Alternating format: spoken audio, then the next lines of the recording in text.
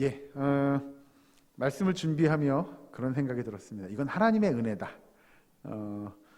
일부러 그렇게 맞춘 건 아닌데요. 우리가 소요리문답을 이렇게 계속 보아오는 과정 중에 특별히 계속해서 10계명의 내용을 보고 있고, 딱 이번 주에 우리가 10계명 중에 제5계명을 다루게 되었습니다. 아시는 대로 5계명은 뭐에 관한 내용이죠? 예, 방금 읽은 20장 12절의 말씀처럼 내 부모를 공경하라. 내일이 무슨 날인지 아십니까? 이게 하나님의 은혜인 줄 압니다, 저는. 마치 날짜를 맞춘 것처럼. 그렇죠? 전혀 그렇지 않았는데도 딱 어버이날 하루 전에 하나님께서 이 말씀을 보게 하시며, 솔직히 말씀드리면 말씀을 준비하는 설교자 입장에서 이 말씀은 다음 주에 썼어야 되는데 다음 주 본문으로 딱 좋은데 이런 생각을 하긴 했습니다. 그러나 그 또한 하나님의 은혜일 거라 생각이 들고, 오늘 그래서 성경에서 이야기하는 내 부모를 공경하라 라고 하는 말씀의 뜻이 무엇인지를 좀 오늘 살펴보려고 합니다. 여러분들에게 먼저 하나 질문을 하겠습니다. 여러분, 권위라는 단어를 들어보셨죠? 권위는 주로 우리가 아는 대로 어떤 뜻인지는 대충 아시겠죠? 네, 그렇죠. 이게 잘 쓰긴 하는데 그 의미와 뜻을 따져 묻는다고 하면 정확하게 이게 이런 뜻이에요, 저런 뜻이에요 라고 말하기 좀 어려운 단어인 것 같습니다. 우리가 이야기하는 권위는 그런 겁니다. 예를 들면 하나님께서 아랫사람들을 잘 돌보고 책임지라고 윗사람들한테 주신 일종의 권리, 그것을 우리는 권위라고 표현합니다.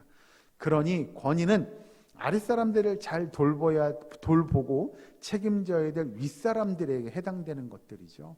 그러면 우리가 이야기하는 대로 우리가 여기 성경에서 우리가 존중하고 순종해야 하는 이유, 내지는 권위를 갖고 있는 사람들에게 그렇게 순복해야 하는 이유가 도대체 어디 있느냐라고 하는 겁니다. 특별히 우리가 누구의 권위를 이야기할 때 가장 먼저 염두에 두어야 할 것은 누구에 관한 권위냐면 하나님의 권위입니다.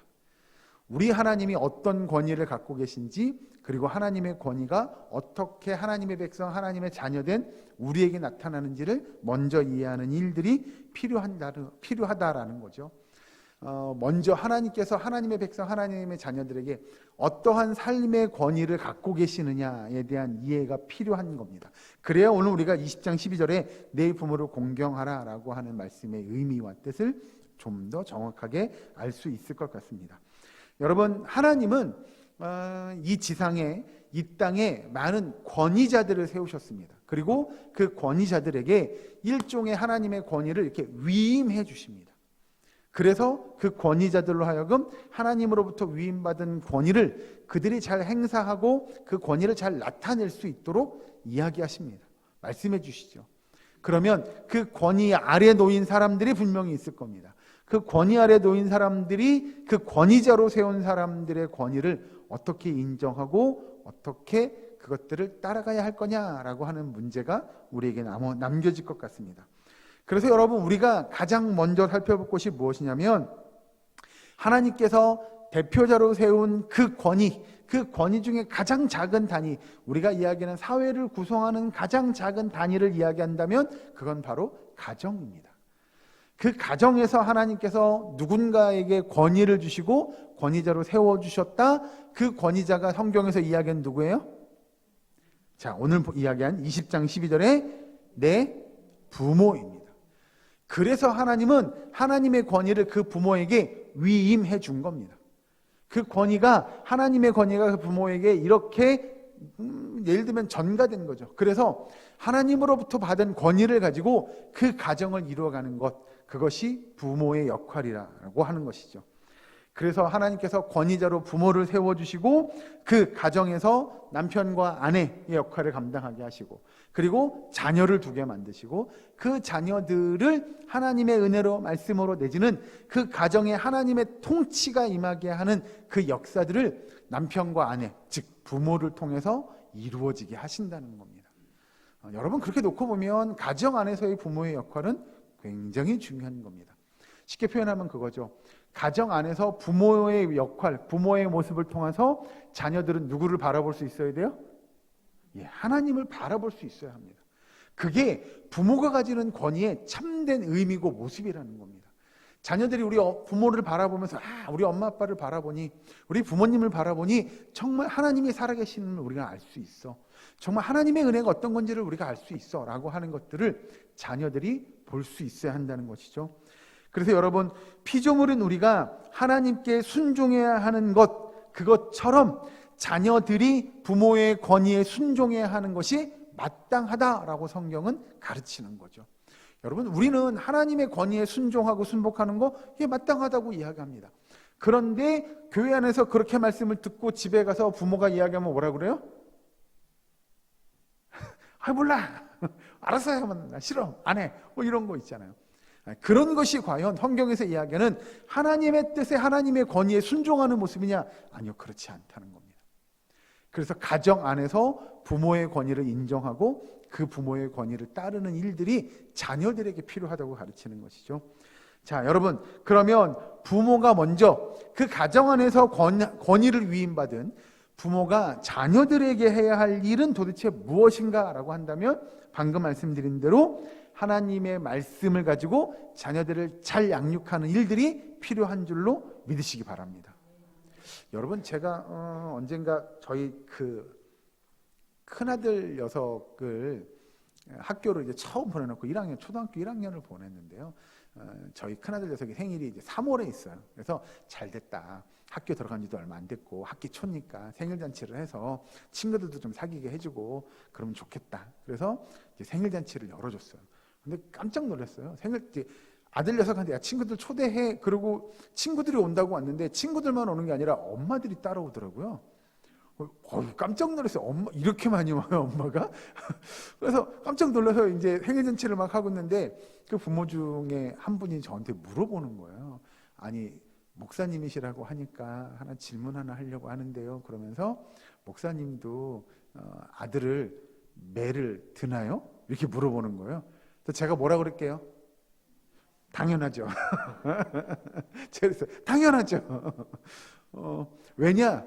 부모가 자녀를 그러면 우리가 여기 성경에서 이야기하는 대로 부모가 자녀를 말씀으로 가르치는 것 당연한 거죠.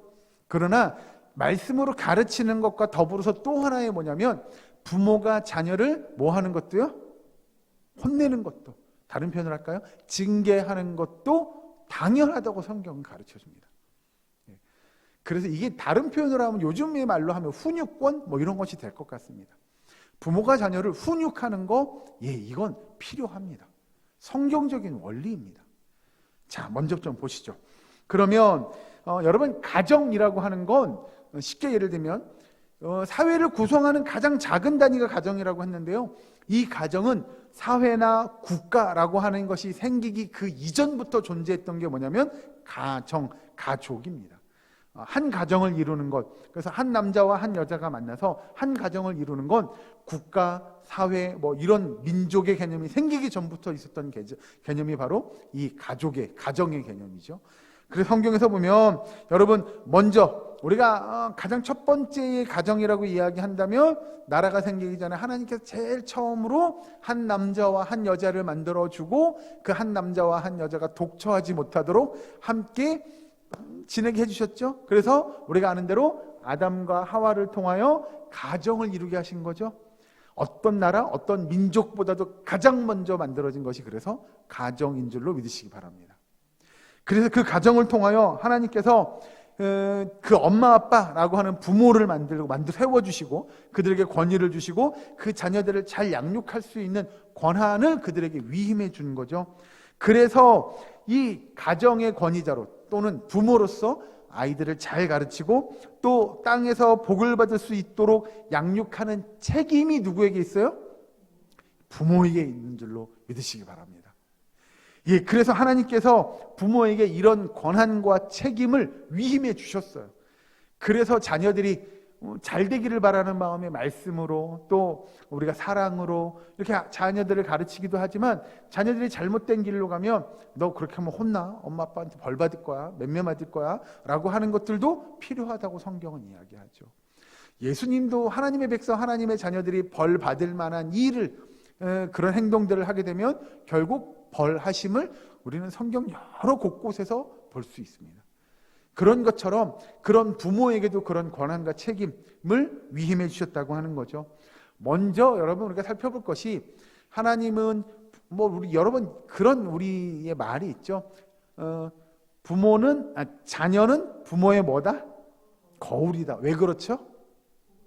예, 부모가 하는 대로 자녀들은 그 부모가 하는 걸 보고 자라는 거죠.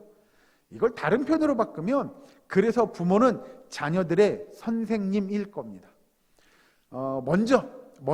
제일 먼저 우리 아이가 태어났다고, 아이가 예를 들어서 태어났어요. 갓난아이가 태어났어요.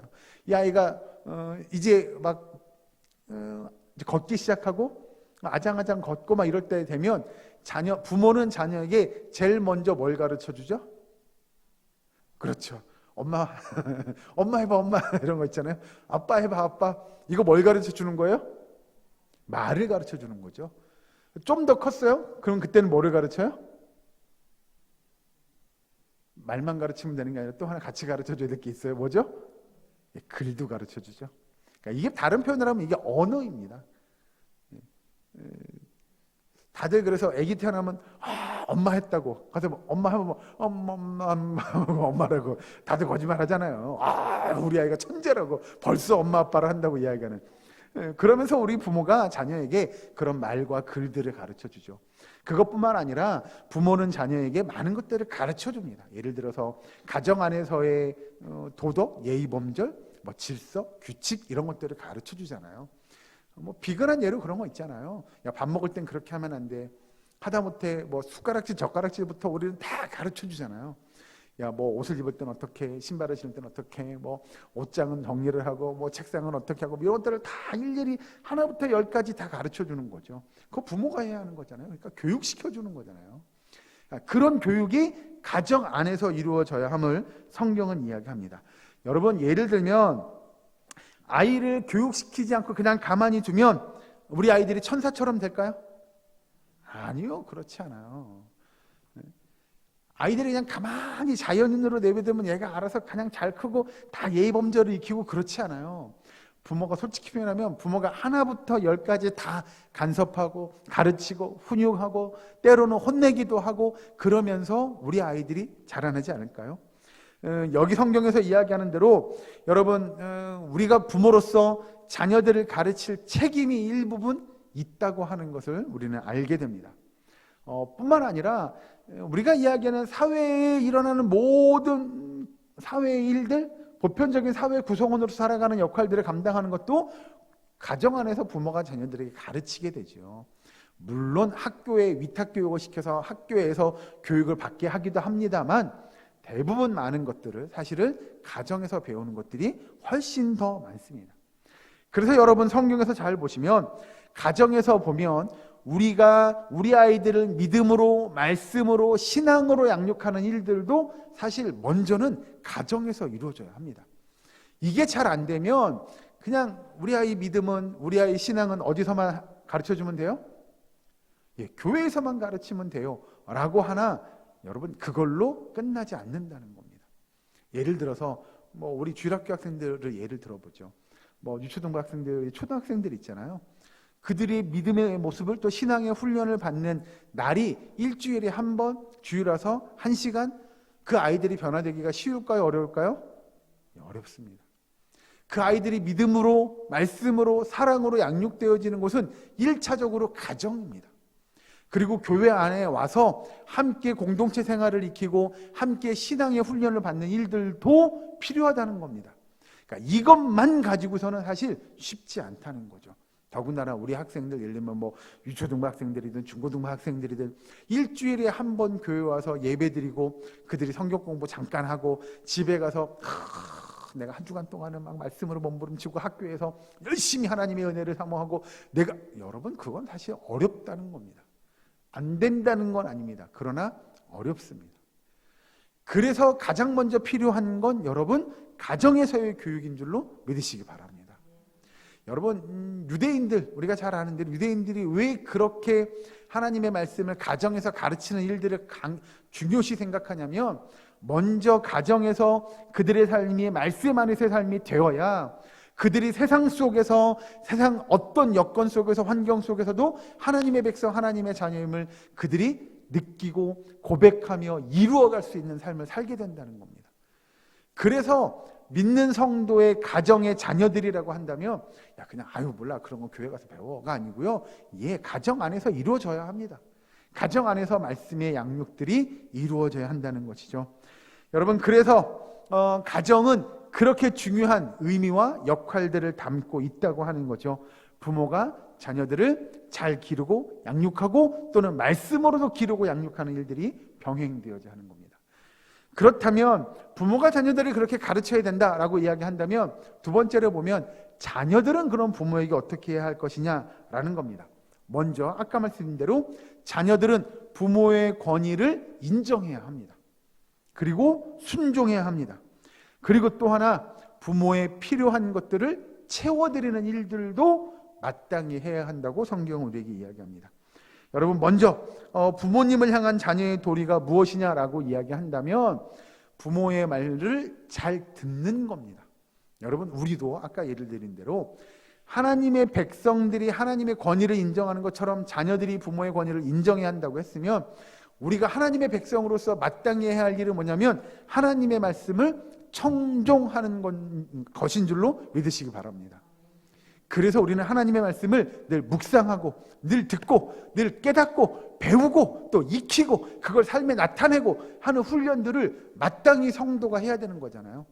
그런 것처럼 우리가 자녀라고 한다면 마땅히 부모의 말씀을 듣고 그 말씀을 잘 따르는 것, 그런 말씀의 순종함의 모습이 필요하다는 거죠. 그렇다면 우리에게 이제 이렇게 이야기할 겁니다. 부모의 말씀을 잘 들어야 돼요 라고 이야기하면 부모가 하는 말은 다 그러면 순종해야 하냐? 라고 이렇게 물어보는 분들이 계시지 않을까 싶습니다. 예를 들어서 부모가 나쁜 일 시키는데 그거 다 지켜 행해야 돼요? 그렇죠. 우리 권사님처럼 아니요. 부모의 말을 잘 안 들어야 되나요? 그럼요. 이게 이제 여러분 우리가 가진 지혜로운 일들이 필요하다는 거죠. 부모의 말씀을 잘 듣고 순종하는 일이 있어야 함에 분명하지만 부모가 하는 말을 모두 다 잘 들어야 되냐? 예, 그렇진 않다고 하는 겁니다. 부모님도 왜냐하면 인간이잖아요. 여러분, 우리가 아까 다시 설명해 드리면 하나님의 말씀을 듣고 순종하고 청종하고 따르는 일은 하나님은 오류나 실수나 하나님은 부족함이 있으신 분이에요? 아니에요, 없는 분이에요. 하나님은 완전하시고 완벽한 분이잖아요. 그의 말씀은 오류가 있어요, 없어요? 없어요. 그러니 하나님의 말씀은 전적으로 우리가 믿고 따르고 순종해야 되는 줄로 믿으시기 바랍니다. 그런데 부모는요? 부모는 하나님이 아니잖아요. 그러니 부모도 때로는 뭐 할 수 있어요? 그럼요, 실수할 수 있어요.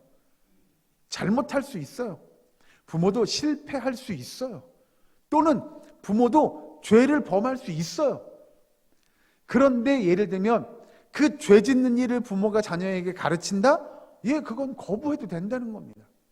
부모의 말씀에 순종하되 정말 그 말씀이 하나님의 말씀에 비추어 봤을 때 올바르다고 한다면, 그것이 맞는 말이라고 한다면 그 말을 순종해야 한다는 것이죠. 그래서 여러분, 부모의 말에 순종하라는 그것이 성경이 가르치는 성경의 범주 내에 있는 하나님의 말씀과 합한 일이라고 한다면 예, 마땅히 순종해야 한다고 가르치는 겁니다. 여러분, 이것을 잊지 않으셨으면 좋겠습니다. 하나님의 말씀에 순종하는 일은 무조건 하셔도 됩니다. 성경이 이야기하는 일은 무조건 순종하십시오. 따르십시오. 그 성경의 권위를 인정하고 하나님의 말씀의 권위를 인정하는 저와 여러분 되기를 주 이름으로 축원합니다. 그리고 부모의 말씀도 순종하고 따르되 그것이 성경에서 이야기하는 내용과 합한다면 따르십시오. 순종하십시오. 그 권위를 인정하십시오. 여러분, 또한 부모가 나이가 드시면 말 그대로 생활이 어려워지게 되면 자녀는 부모의 필요를 채워야 될 충분한 이유가 있다는 것이죠. 여러분, 잘 아시는 대로 사랑은 내리사랑인지라 부모가 자녀들을 위하여 먹이고 입히고 재우고 가르치고 모든 뒷바라지를 다 해주시잖아요. 그런데 우리는 개구리는 올챙이적 시절을 기억 못하잖아요. 예, 그렇게 되면 안 된다는 겁니다. 그런 부모의 수고, 부모의 헌신들을 자녀들이라고 한다면 당연히 기억하고 그 부모의 헌신과 수고에 보답하는 일들이 마땅하다고 성경이 가르치죠. 그래서 자녀들이 부모의 필요를 채우는 일들, 노년에 예를 들면 용돈을 드리거나 또 부모의 앞 건강을 챙긴다거나 이런 일들, 성경은 마땅히 감당할 것을 이야기합니다. 여러분, 우리가 부모가 우리를 징계할 때, 혼낼 때 그 징계를 따르고 받아들이는 일, 그것 또한 우리가 부모를 공경하는 일이 될 거라는 거죠. 여러분, 부모가 자녀를 공경할 때, 자녀가 잘못되기를 바라는 마음에서 훈계할 때, 부모가 자녀를 훈계할 때 자녀가 잘못되기를 바라는 마음에서 자녀를 훈계하는 사람들이 있을까요? 예, 없을 겁니다. 정말 진정한 제대로 된 부모라고 한다면 자녀가 잘 되기를 바라는 마음에서 훈계를 하지요. 그 자녀가 잘못되기를, 너 아주 그냥 엇나가, 쭉쭉쭉 엇나가, 그래서 나쁜 놈으로 자라, 그런 마음에서 훈계하는 부모가 어디 있겠어요. 그러니 자녀로서 부모가 훈계하고 부모가 어떤 교훈을 이야기하면 내 그 교훈과 그 책망을 잘 바르게 받는 것도 성경에서 이야기하는 부모를 공경하는 일이 될 것이다 라는 것이죠. 성경을 한 군데 찾아보고 넘어가겠습니다. 여기서 잠언서로 넘어갑니다. 잠언서 12장에 있는 말씀을 보겠습니다. 잠언서 12장 1절 말씀, 한 절의 말씀을 같이 봉독하겠습니다. 제가 이 성경은 923면에 있습니다. 잠언서 12장 1절 한 절의 말씀을 같이 봉독합니다. 잠언 12장 1절 말씀 같이 읽습니다. 시작. 훈계를 좋아하는 자는 지식을 좋아하거니와 징계를 싫어하는 자는 짐승과 같으니라. 아멘. 부모님의 그 징계를 싫어하는 자는 뭐 같다고요? 짐승. 이거 있잖아요. 예, 그런 짐승 같은 사람이 될 거라는 겁니다. 그러니 자녀된 도리라고 한다면 부모의 훈계, 부모의 훈육 또는 부모의 채찍질을 여러분 달게 받을 수 있어야 한다고 성경이 가르치죠. 그렇게 자녀로서 부모의 그 징계를 달게 받는 일들도 우리가 부모를 공경하는 일 중에 하나가 될 거라는 겁니다. 여러분, 왜 그러냐면 아까 말씀드린 대로 이 모든 맥락은 우리가 하나님의 권위를 인정하는 그 맥락에서 이루어집니다. 즉 하나님께서 하나님의 백성들에게 그 백성들이 잘못하면 훈계하고 책망하고 벌을 주는 것처럼 그 자녀들이, 하나님의 백성된 자녀들이 하나님의 말씀에 순종하는 모습처럼 우리도 부모가 자녀를 책망하면 그 부모의 책망을 달게 받을 수 있고 그 부모의 교훈과 훈계에 따라야 됨이 마땅하다라고 성경은 가르치고 있는 것이죠. 자, 그러면 오늘 말씀대로 자식이 그 부모를 공경하고 부모의 훈계를 잘 받으면, 그러면 자식들은 어떠한 결과를 얻게 될 거냐라고 하는 거죠. 여기 성경을 찾아보고 이해합니다. 에베소서로 넘어갑니다. 신약 성경. 에베소서 6장 1절부터 4절까지 말씀을 제가 한 절 읽고 여러분들 한 절 읽고 한 절씩 기독합니다.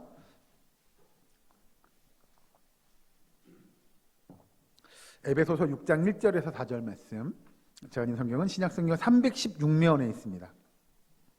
제가 한 절 읽고 여러분들 한 절 읽고 한 절씩 기독합니다. 에베소서 6장 1절부터 4절까지의 말씀 제가 먼저 봉독합니다. 자녀들아, 주 안에서 너희 부모에게 순종하라. 이것이 옳으니라.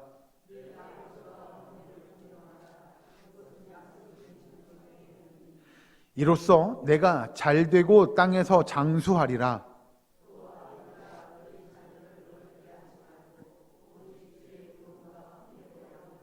아멘. 예, 방금 읽은 이 말씀을 우리가 거꾸로 묵상해 보면 4절에 아비들아, 너희 자녀를 노엽게 하지 말고 주의 교훈과 훈계로 양육해라 라고 말씀하시는 거죠. 부모된 입장에서 자녀들을 하나님의 말씀으로, 또 하나님의 그 말씀에 따라서 자녀들을 가르치고 훈계하기도 하고 잘 양육하는 일들이 필요할 겁니다. 그리고 그 위에 보면 2절에 내 아버지와 어머니를 공경하라. 이것은 약속이 있는 첫 계명이다 라고 알려줍니다.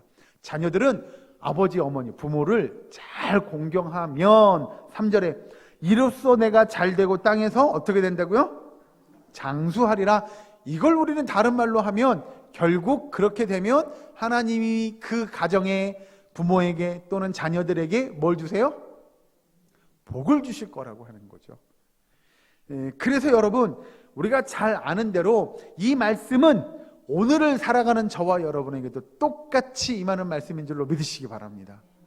그래서 우리가 먼저 부모라고 한다면 자녀들을 말씀으로 또 믿음으로 사랑으로 잘 양육하는 일들이 필요한 줄로 믿으시기 바랍니다. 우리가 자녀라고 한다면 부모의 말씀에 잘 순종하고 부모의 권위에 순종하며 그 부모의 훈육에 잘 따르고 부모를 잘 섬기는 일이 결국 저와 여러분들이 복받는 길임을 잊지 않으셨으면 좋겠습니다. 여러분, 중요한 것 한 가지를 보고 말씀을 마치려고 합니다. 그러면입니다. 이 말씀을, 방금 읽은 이 말씀을 잘못 이해하면 어떤 한 사람이 복을 받지 못했어요. 어떤 한 사람이 장수하지 못했어요. 예를 들면 그냥 단명했다고 치죠. 그러면 그 사람은 성경의 표현을 빌린 대로 하자면 그가 부모의 말씀을 잘 못 따른 겁니까? 부모의 권위를 인정해 주지 않은 겁니까? 또는 자녀들을 말씀으로 잘 훈육하지 못한 겁니까? 여러분, 이걸 헷갈리시면 안 됩니다. 어떤 누군가가 잘 됐어요. 잘 된 거 좋죠. 복 받고 장수했어요. 저 사람 그렇게 부모를 잘 섬기더니, 저 가정이 그렇게 믿음의 가정이더니 복 받았어. 예, 그럴 수 있어요. 그럼 반대로 생각하면 그가 단명하고 우리가 여기는 복을 못 받은 것 같아요. 그거 봐, 부모한테 얼마나 못했으면 저렇게 단명해? 라거나, 거 봐, 자녀들을 그렇게 막대하더니 그냥 하나님께서 빨리 데려갔어. 그런 건가요? 우리가 생각하는 복의 개념을 여러분, 이거 하면 이렇게 복 받아 라고만 받으시면 안 됩니다. 이게 여러분, 우리가 방점이 어디에 꽝 찍혔느냐가 굉장히 중요한데요, 우리는 항상 어디에 방점을 찍어놓고 말씀을 보냐면 일단 복에다가 쿵 찍어놓고 말씀을 봅니다. 무조건 복 받으면 뭐 한 거예요? 좋은 거예요. 우리는 복 받아야 돼요 라는 생각을 우리는 하고 시작하죠. 그러니 어떻게 복 받으려면 어떻게 해야 돼요? 부모를 잘 섬겨야 돼요. 복 받으려면 어떻게 해야 돼요? 자녀를 말씀으로 잘 가르치면 복 받아요 라고 가시면 안 된다는 겁니다. 먼저는 복에 빵 찍혀 있는 게 아니고요, 먼저는 어디에 찍혀 있었냐면 우리가 하나님의 말씀대로의 그 방점이 쿵 하고 찍혀 있어야 되는 줄로 믿으시기 바랍니다. 우리가 하나님의 말씀대로 믿음의 삶을 이루어가면 하나님께서 뭘 주시겠다는 거예요? 복을 주겠다는 거예요.